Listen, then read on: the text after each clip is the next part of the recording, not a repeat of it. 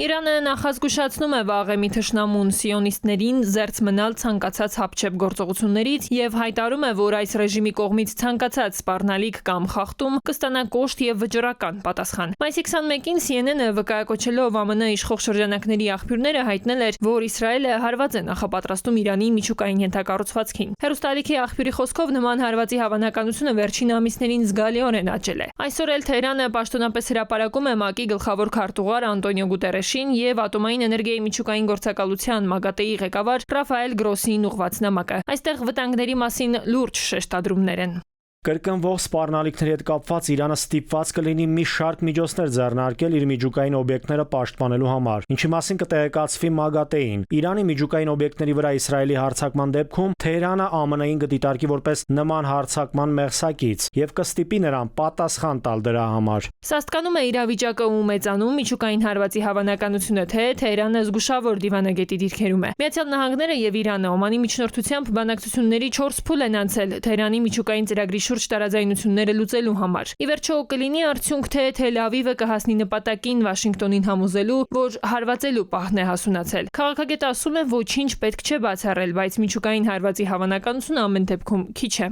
Կարծում եմ կողմերը հակված են, որ միջուկային գործարքը կնքվի, թե Իրանի եւ թե ԱՄՆ-ի շահերից բխում, որ այդ համաձայնագրի ստորագրվի։ ԱՄՆ-ն ունենա երաշխավորված իրավիճակ, որ Իրանը միջուկային զենք չի ունենա, իսկ Իրանն էլ երաշխավորվի այն, որ բոլոր պատժամիջոցները նրա վրայից կհանեն, ինչը օդի ու ջրի նման այժմ պետք է Իրանին։ Իսրայելն է պատերազմ ուզում, ոտնահարելով Թրամփի խոսքը, տեսակետներից մեկն է։ Մյուսը, թե Թրամփն է օգտագործում հրեական պետությունը սպառնալիք օդում կախված պահելով, որպեսզի բանակցություններում հաջողի։ Այստեղ փորձագետները առավել հակված են պնդել, որ Միացյալ Նահանգներն այս փուլում բախումներ չի ուզում, երբ ակտիվ երկխոսում է Իրանի ու Ռուսաստանի հետ։ Կարճ ասած, ձեռնտու չէ։ Ի դեպ, մասնագետները հիշեցնում են նաև ԱՄՆ պետքարտուղար Ռուբիոյի Ադրբեջանին սաստող վերջին հայտարարությունը նաև Հարավկովկասի վերաբերյալ։ Ամերիկային այս ուղղությամբ էլ հիմա հանգիստ է պետք։ Սպիտակ տանը վաղուց են բանաձևել, երբ այստեղ կան բախումներ, ռուսական միջամտությունը առավել ակտիվ է, դերակատարությունը մեծ։ ԱՄՆ-ն այս ուղղությամբ ջանքեր է գործադրել, որպեսզի Հարավային Կովկասը դուրս գա Ռուսաստանի վերահսկողության տակից, որտեղ